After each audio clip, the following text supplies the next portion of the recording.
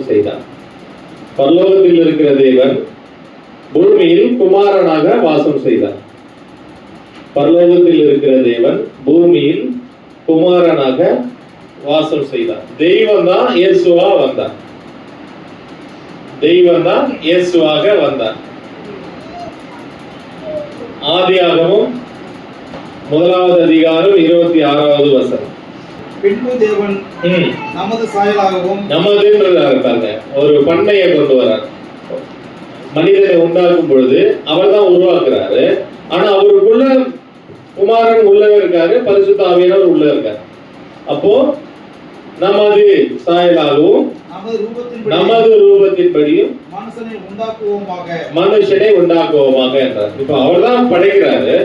ஆனா அவர் படைக்கும் போது அவருக்குள்ளவே 3 பேர் இருக்காங்க. அதனால என்ன பண்றாரு, அந்த வார்த்தை யூஸ் பண்றாரு, நமது ரூபத்தின்படி நமது சாயலின்படி மனிதனை உண்டாக்குவோம். இப்ப ஆதியாகமம் 3:22. நன்மை தீமை அறியத்தக்க நம்மில் ஒருவனை போல மாறினார். அப்போ நம்மில் மூவரை குறிக்கிறது. ஒருவர் மூவராக வெளிப்பட்டார். ஆனால் 3 பேரும் ஒரே தேவன் தான். 3 பேரும் ஒரே தேவன் தான். 1 கொரிந்தியர் 12வது அதிகாரம் 4வது வசனம். ஆவியானவர் ஒருவரே, தேவன் ஒருவரே, ஆவியானவரும் ஒருவரே. இந்த ஒருவரே என்ற வார்த்தை தான் கடவுள். ஒருவரே என்ற வார்த்தை தான் தேவன். ஆவியானவர் ஒருவரே அப்படின்னா ஒருவரே. இப்ப இயேசு தன்னை எங்க ஒருவரே தேவன் என்று சொன்னார் நிறைய பேர் கேட்பாங்க. இந்த ஒருவரே என்ற வார்த்தை தான் தேவன். ஏன்னா தேவன் தான் ஒருவர். 5வது வசனம்.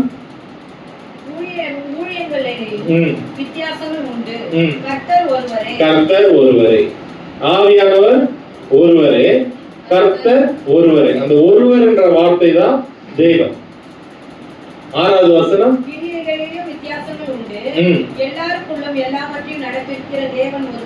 தேவன் ஒருவரே. அப்போ தேவன் ஒருவர், கர்த்தர் ஒருவர், ஆவியானவர் ஒருவர். மத்தேயு 23:10. நீங்கள் குருக்கள் என்றும் அழைக்கப்படாதீர்கள், கிறிஸ்து ஒருவரே உங்களுக்கு குருவாய் இருக்கிறார். ஆமா, கிறிஸ்து ஒருவரே. இப்ப ஆவியானவர் ஒருவரே, கர்த்தர் ஒருவரே, தேவன் ஒருவரே, கிறிஸ்து ஒருவர். ஒருவர் என்ற வார்த்தை தான் தேவன். அப்போ கிறிஸ்து தன்னை ஒருவர் என்று சொன்னார். ஆவியானவர் ஒருவர், தேவன் ஒருவர், கர்த்தர் ஒருவர். இந்த ஒருவர் தான் மூவராக வெளிப்பட்டாங்க. ஒருவர் மூவராக வெளிப்பட்டதுதான் தெய்வீகம். பிதா, குமாரன், பரிசுத்த ஆவியானவர் 3 பேரும் தனித்தனியே ஆள் தத்துவம் உள்ளவர்கள்.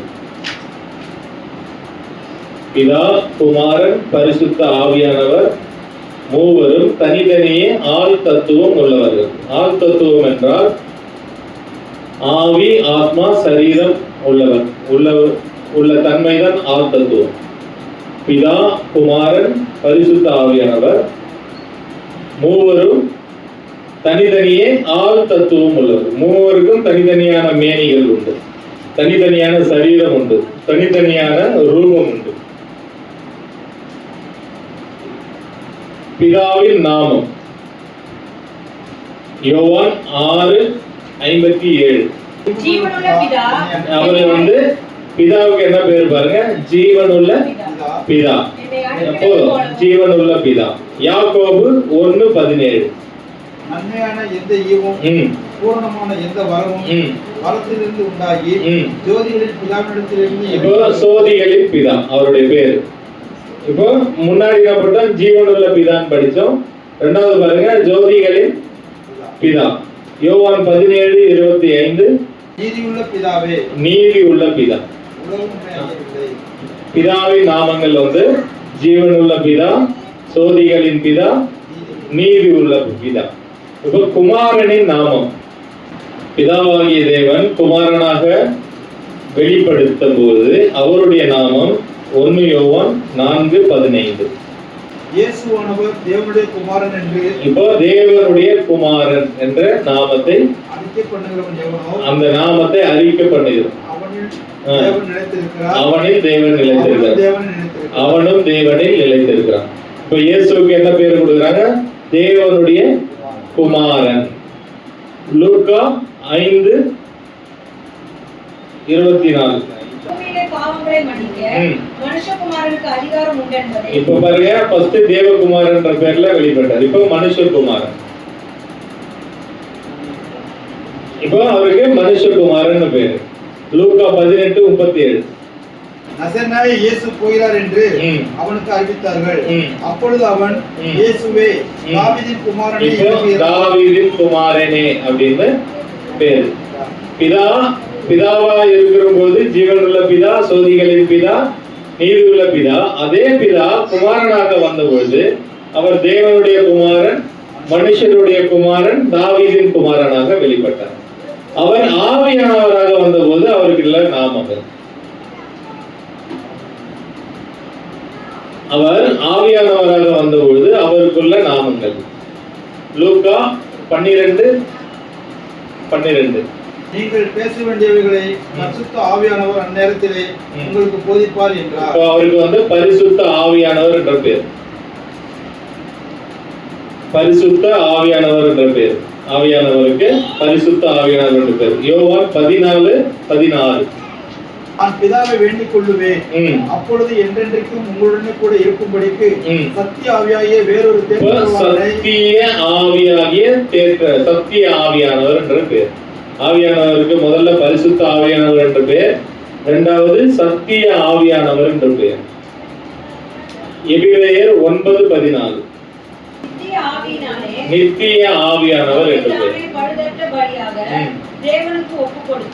நித்திய ஆவியானவர், அவருக்குள்ள நித்திய ஆவியானவர் இருந்தார் குமாரனுக்குள்ள.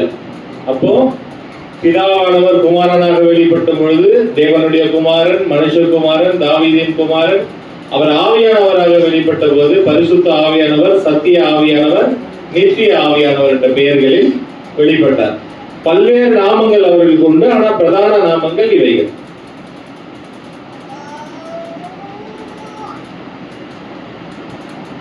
பரலோகத்தில் இருக்கும்போது ஒரு சரீரம், பூமிக்கு வரும்போது ஒரு சரீரம். தேவன் பரலோகத்தில் இருக்கும்போது அதே சரீரத்தோடு பூமிக்கு வர முடியாது, ஏன்னா ஒருத்தரும் தாங்க முடியாது. அதனால அவர் என்ன பண்ணாரு? பூமியில மனிதர் இருக்கும்படியாகவே வந்தார், தன்னுடைய சொந்தத்திலே வந்தார். 1 கொரிந்தியர் 15:40. வானத்துக்குரிய மேனிகளும் உண்டு, பூமிக்குரிய மேனிகளும் உண்டு. வானத்துக்குரிய மேனிகளுடைய மகிமையும் வேறே, பூமிக்குரிய மேனிகளுடைய மகிமையும் வேறே. பாருங்க, மேனினா நம்ம சரீரம் தானே. அப்போ வானத்துக்குரிய மேனியின் மகிமை வேற. அதே மகிமையோட இங்க வந்தா நம்ம எல்லாம் தாங்க முடியாது. அதனால பூமிக்குரிய மகிமையோட, மேனியோட, சரீரத்தோட அவர் இங்க வந்தார். யாத்ராகமம் 19:16. இடி முழக்கங்களும் மின்னல்களும் மலையின் மேல் கார்மேகமும் பலத்த எக்கால சத்தமும் உண்டாயிற்று. ஆலயத்திலிருந்து ஜனங்கள் எல்லோரும் நடுங்கினார்கள். அப்போ அவர்கள் அதே மகிமையோடு வரும்போது எல்லாமே நடுங்கினார்கள். படிங்க. அப்பொழுது ஜனங்கள் தேவனுக்கு எதிர்கொண்டு போக மோசே அவர்களை பாளையத்திலிருந்து புறப்பட பண்ணினார். அவர்கள் மலையின் அடிவாரத்தில் நின்றார்கள். அவர்கள் சீனாய் மலையின் மேல் அக்கினியில் இறங்கினபடியால் அது முழுவதும் புகைக்காடாக இருந்தது. புகைக்காடாவே இருந்தது. அது அவரோட அந்த பவரோட இறங்குறார். அப்போ அது புகைக்காடாவே இருக்கு. அப்படியே அந்த புகை சூளையின் புகையை போல எழும்பிற்று. மலை முழுவதும் மிகவும் அதிர்ந்தது. எக்கால சத்தம் வர வர மிகவும் பலமாய் தொனித்தது. மோசே பேசினான், தேவன் அவனுக்கு வாக்கினால் மறுமொழி கொடுத்தார். கர்த்தர் சீனாய் மலையில் உள்ள கொடுமுடியில் இறங்கின போது கர்த்தர் மோசேயை மலையின் கொடுமுடியிலே வரவழைத்தார். மோசே ஏறி போனார். அப்பொழுது கர்த்தர் மோசேயை நோக்கி, ஜனங்கள் பார்க்கிறதுக்கு எல்லையை கடந்து கர்த்தருக்கு வராதபடிக்கும் அவர்களில் அநேகர் அழிந்து போகாதபடிக்கும். பாருங்க, அவர் கிட்ட வந்தா எல்லாருமே அழிந்து போயிடுவாங்க. அப்ப அதே மகிமையில அவர் வந்தாருன்னா என்ன ஆகும்? எல்லாமே பூமியில எரிஞ்சு போயிடும். அதனால அவர் என்ன பண்றாரு, தன்னுடைய மகிமையை மனிதனுடைய சரீரத்துக்கு மாற்றி வரார். படிங்க. நீ இறங்கி போய் அவர்களை உறுதியாக எச்சரி. கர்த்தரின் சமூகத்தில் வருகிற ஆசாரியர்களும் கர்த்தர் தங்களுக்குள்ளே சங்காரம் பண்ணாதபடி தங்களை பரிசுத்தப்படுத்திக் கொள்ள வேண்டும் என்றார்.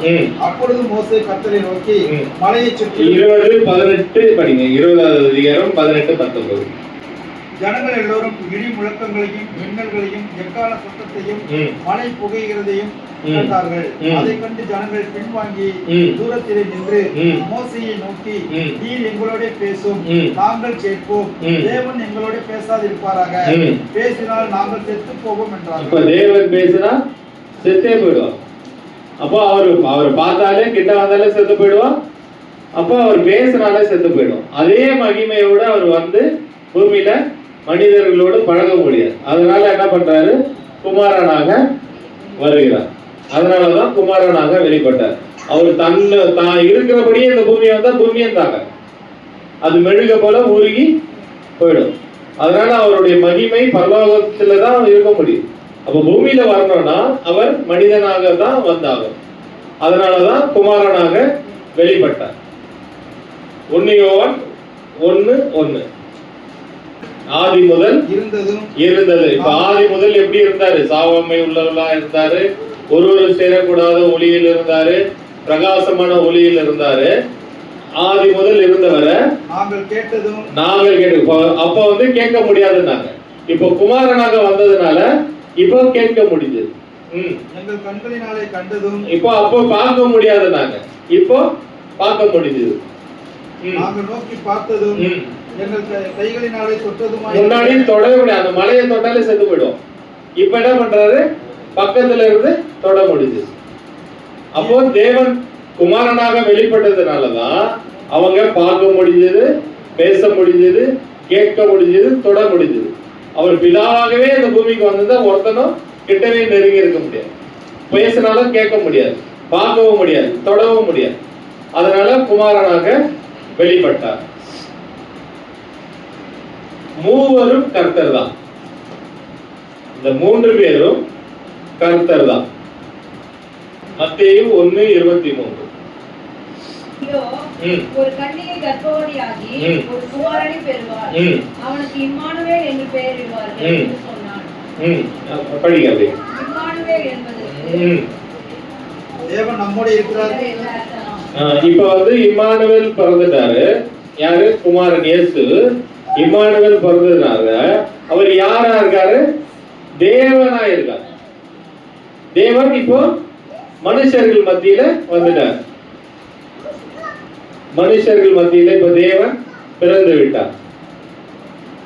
1 யோவான் 5:20. சத்தியமுள்ளவரை அறிந்து கொள்வதற்கு தேவனுடைய குமாரன் வந்து நமக்கு புத்தியை தந்திருக்கிறார் என்று அறிவோம். அவருடைய குமாரனாக இயேசு கிறிஸ்து எண்ணப்பட்ட சத்தியம் உள்ளவருக்குள்ளும் இருக்கிறோம். இவரே மெய்யான தேவனும். யாரே மெய்யான தேவன் பாருங்க, குமாரன் மெய்யான தேவனும் நித்திய ஜீவனும். இப்ப பிதாவுக்கு நம்ம நித்திய பிதான்னு பார்த்தோம். பிதாவுக்கு நம்ம வந்து நித்திய பிதா, மெய்யான தேவன் பார்த்தோம். இப்ப குமாரனுக்கு என்ன பேர் கொடுக்குறாங்க பாருங்க, மெய்யான தேவனும் நித்திய ஜீவனுமா இருக்கிறார். அப்போ 2 பேரும் ஒருத்தர் தான். அப்போஸ்தலர் 5வது அதிகாரம் 3-4. பேதுரு அவனை நோக்கி, அனனியாவே, நிலத்தின் கிரயத்தில் ஒரு பங்கை வஞ்சித்து வைத்து பரிசுத்த ஆவியினிடத்தில் பொய் சொல்லும்படி சாத்தான் உன் இருதயத்தை நிரப்பினதென்ன? அதை விற்கும் முன்னே அது உன்னுடையதா இருக்கவில்லையோ? அதை விற்ற பின்னும் அதன் கிரயம் உன் வசத்தில் இருக்கவில்லையோ? நீ உன் இருதயத்தில் இப்படிப்பட்ட எண்ணம் கொண்டதென்ன? நீ மனுஷரிடத்தில் அல்ல, தேவனிடத்தில் பொய் சொன்னாய் என்றார். பாருங்க, பரிசுத்த ஆவியானவரை அவன் தேவன் என்று சொல்கிறான். பரிசுத்த ஆவியானவரை தேவன் என்று சொல்கிறான். குமாரன் தேவனா இருக்காரு, பரிசுத்த ஆவியானவரும் தேவனா இருக்கிறார். பரிசுத்த ஆவியானவரை நீ வஞ்சிக்கிறது என்ன? தேவனிடத்தில் பொய் சொல்கிறது என்ன? பரிசுத்த ஆவியானவரும் தேவனாக இருக்கிறார். 1 கொரிந்தியர் 8:6. பிதாவாகிய ஒருவரே ஒரே தேவன். அந்த ஒரே தேவன் தான் குமாரனாகிய தேவனாக வெளிப்பட்டார். பரிசுத்த ஆவியானவர் தேவனாக வெளிப்பட்டார். கலாத்தியர் 1:1. மனுஷராலும் அல்ல, மனுஷன் மூலமாயும் அல்ல, இயேசு கிறிஸ்துவினாலும் அவரை மரித்தோரிலிருந்து எழுப்பின பிதாவாகிய தேவனாலும் அப்போஸ்தலனாய் இருக்கிற பவுலாகிய நானும். இப்ப பாருங்க, யாரை மனுஷராலும் அல்ல, யாரால அல்ல, இயேசு கிறிஸ்துவினால, பிதாவாகிய தேவனால, அப்போஸ்தலனாய் இருக்கிற பவுலாகிய நானும். பவுல் வந்து யாரை அவரை அனுப்புறதா சொல்றாங்க? பிதாவாகிய தேவனும் இயேசு கிறிஸ்துவும் என்னை ஏற்படுத்தினாங்க அப்படிங்கிறார். அப்போ 3 பேருமே வந்து தேவன் தான், 3 பேரும் கர்த்தர் தான். இந்த 3 பேரும் வெவ்வேறு காலகட்டங்களில் தேவனுடைய சித்தத்தையும் அவருடைய யோசனைகளையும் அவருடைய சட்டத்தையும் அவருடைய நியமங்களையும் அவருடைய வார்த்தைகளையும் நிறைவேற்றும்படியாக இந்த பூமிக்கு வெளிப்பட்டார்கள். ஒரே தேவன் மூவராக இருந்து அவருடைய சட்டத்தையும் அவருடைய நீதியையும் அவருடைய நியமங்களையும் அவருடைய வழிகளையும் அவருடைய பிரமாணங்களையும் அவருடைய யோசனைகளையும் சித்தத்தையும் நிறைவேற்றும்படியாக மூவராக வெளிப்பட்டார்கள். மூவரும் கர்த்தர் தான், மூவரும் தேவன் தான். மூவரும் கர்த்தர் தான், மூவரும் தேவன் தான். ஆனால் கர்த்தருடைய இருதயத்தின் யோசனையின்படியும் தீர்மானத்தின்படியும் சட்டத்தின்படியும் நியமங்களின்படியும் கர்த்தரே அந்த வேலைகளை செய்ய வேண்டி இருந்ததினால் அவர் மூவராக வெளிப்பட்டார். இயேசு கர்த்தர் என்பதை பார்ப்போம். லூக்கா 2வது அதிகாரம் 11வது வசனம். இன்று கர்த்தராகிய கிறிஸ்து என்னும் இரட்சகர் இப்ப பாருங்க, கர்த்தர் தான் கிறிஸ்துவாக இரட்சகராக பிறந்திருக்கிறார். கர்த்தர் தான் உலகத்தை படைச்சார். அதே கர்த்தர் கிறிஸ்துவாக இரட்சகராக இந்த பூமியில பிறந்திருக்கிறார். அப்போ தேவன் வந்து நம்ம இயேசு வேற யாரோ, பரிசுத்த ஆவியானவர் வேற யாரோ இல்ல, கர்த்தர் தான் தேவனாக கிறிஸ்துவாக பிறந்திருக்கிறார். ஆவியானவரும் கர்த்தர். அப்போஸ்தலர் 3:17. நீங்களும் உங்கள் அதிகாரிகளும் அறியாமையினாலே செய்திகள் என்று அறிந்திருக்கிறேன். கிறிஸ்து பாடுபட வேண்டும் என்று தேவன் தம்முடைய தீர்க்கதரிசிகள் எல்லோருடைய வாக்கினாலும் முன்னணி அறிவித்தவைகளை எவ்விதமாய் நிறைவேற்றினார். ஆனபடியினாலே கர்த்தருடைய சன்னிதானத்தில் இருந்து இளைப்பாறுதலின் காலங்கள் வரும்படிக்கும் முன்னே குறிக்கப்பட்ட இயேசு கிறிஸ்துவை அவர் உங்களிடத்தில் அனுப்பும்படிக்கும் உங்கள் பாவங்கள் நிவர்த்தி செய்யப்படும் பொருட்டு நீங்கள் மனம் திரும்பி புறப்படுங்கள். உலக தோற்றம் முதல் தேவன் தம்முடைய பரிசுத்த தீர்க்கதரிசிகள் எல்லாருடைய வாக்கினாலும் உரைத்தவைகள் எல்லாம் நிறைவேறி தீரும் காலங்கள் வருமளவும் பரலோகம் அவரை ஏற்றுக்கொள்ள வேண்டும். மோசே பிதாக்களை நோக்கி, உங்கள் தேவனாய கர்த்தர் என்னை போல ஒரு தீர்க்கதரிசி உங்களுக்காக உங்கள் சகோதரன் எழுப பண்ணுவார். அவர் உங்களுக்கு சொல்லும் எல்லாவற்றிலும் அவருக்கு செவி கொடுப்பீர்களாக. அந்த தீர்க்கதரிசியின் சொற் கேளாதவன் எவனோ அவன் தனத்தில் இல்லாதபடிக்கு நிர்மூலமாக்கப்படுவான் என்றார். சாமுவேல் முதற்கொண்டு எத்தனை பேர் தீர்க்கதரிசனம் உரைத்தார்களோ அத்தனை பேரும் இந்த நாட்களை முன்னறிவித்தார்கள். நீங்கள் அந்த தீர்க்கதரிசிகளுக்கு புத்திரராய் இருக்கிறீர்கள். உன் சத்தியத்தினாலே பூமியில் உள்ள வம்சங்கள் எல்லாம் ஆசீர்வதிக்கப்படும் என்று தேவன் ஆபிரகாமுக்கு சொல்லி நம்முடைய முன்னோர்களுடனே பண்ணின உடன்படிக்கைக்கு புத்திரராய் இருக்கிறீர்கள். அவர் உங்கள் எல்லோரையும் உங்கள் பொல்லாங்குகளிலிருந்து விலக்கி உங்களை ஆசீர்வதிக்கும்படி தேவன் தம்முடைய பிள்ளைகளாகிய இயேசுவை எழுப்பி முதலாவது உங்களிடத்திற்கு அவரை அனுப்பினார் என்றார். எல்லா காரியத்தையும் பரிசுத்த ஆவியானவர் மூலமாக தேவன் எல்லாருக்கும் வெளிப்படுத்தினார். பரிசுத்த ஆவியாகிய கர்த்தர் மூலமாக எல்லாவற்றையும் வெளிப்படுத்தினார். பிதாவாகிய தேவன் கர்த்தர். 3:22. அதுல அப்போஸ்தலர் 3:22. மோசே பிதாக்களை நோக்கி, உங்கள் தேவனாகிய கர்த்தர். இப்போ 3 பேரும் கர்த்தர் தான். 3 பேரும் கர்த்தர். கர்த்தர் என்றா என்ன? யாருக்குன்னா தெரியுமா கர்த்தர்னா என்னன்னு? கர்த்தர்னா என்ன யாருக்குன்னா தெரியுமா? கர்த்தர்னா யாருக்கும் தெரியாது கர்த்தர்னா என்ன. கர்த்தர் அப்படின்றா ஒரு பொருளை உருவாக்குறவர் கர்த்தர், ஒன்றை படைக்கிறவர் கர்த்தர், ஒன்றை உருவாக்குகிறவருக்கு பேரு கர்த்தர். கர்த்தர் காரண கர்த்தா, இவன் தான் இந்த காரியத்துக்கு காரண கர்த்தா, இவனாலதான் இந்த காரியம் வந்தது, இதுக்கெல்லாம் மூல கர்த்தர் இவன் தான். நம்ம சொல்லுவோம் இல்லையா, இதுக்கெல்லாம் மூல கர்த்தர் இவன் தான், இது இந்த காரியம் உண்டாக்குறதுக்கு காரணம் இவன் தான் அப்படின்னு சொல்றப்போ ஒருவரால ஒரு காரியம் உண்டாகப்பட்டுனா அவதான் கர்த்தர். அப்ப இந்த முழு உலகத்தை படைத்தவர் தான் கர்த்தர். படைத்தவர் என்ற பேருக்கு பெயர் தான் கர்த்தர்.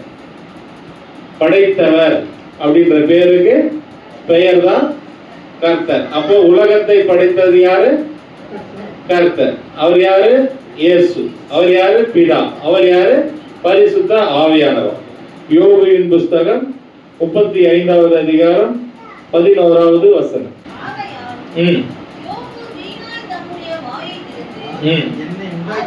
என்னை உண்டாக்கினவரும்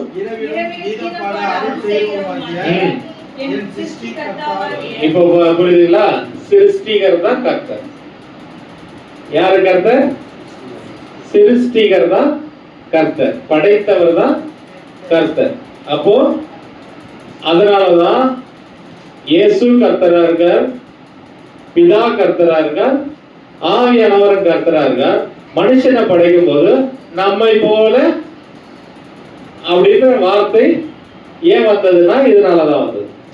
நம்மை போல நம்முடைய ரூபத்தின்படி நம்முடைய சாயலின்படி மனிதனை படைப்போம் அப்படின்னா 3 பேரும் கர்த்தரா இருக்கிறதுனாலதான் அவர் நம்மை போல என்ற வார்த்தையை யூஸ் பண்ணார். அப்போ ஒருவர் மூவராக வெளிப்பட்டு தன்னுடைய சித்தத்தின்படி காரியங்களை நடப்பித்ததன் பெயர் தான் தெய்வீகம். இப்ப தெய்வீகம்னா என்னன்னு உங்களுக்கு தெரிஞ்சிச்சு. கர்த்தர் எப்படி ஏன் மனிதனாக வந்தார்ன்றதும் தெரிஞ்சிச்சு. ஏன் ஆவியானவராக இருக்காருன்னு தெரிஞ்சிச்சு. ஆவியானவர் தான் கர்த்தர்ன்றதும் தெரிஞ்சிச்சு, பிதாதான் கர்த்தர்ன்றதும் தெரிஞ்சிச்சு, இயேசுதான் கர்த்தர்ன்றதும் தெரிஞ்சிச்சு, இயேசுதான் தேவன்ன்றதும் தெரிஞ்சிச்சு, பரிசுத்த ஆவியானவர் தான் தேவன்ன்றதும் தெரிஞ்சிச்சு, பிதாவாகிய தேவன் தான் தேவன்றது தெரிஞ்சிச்சு. இவங்க 3 பேரும் ஒருவர் தான். ஒருவர் மூவராக வந்ததுதான் தெய்வீகம். இதுதான் தெய்வீகத்தினுடைய ரகசியம்.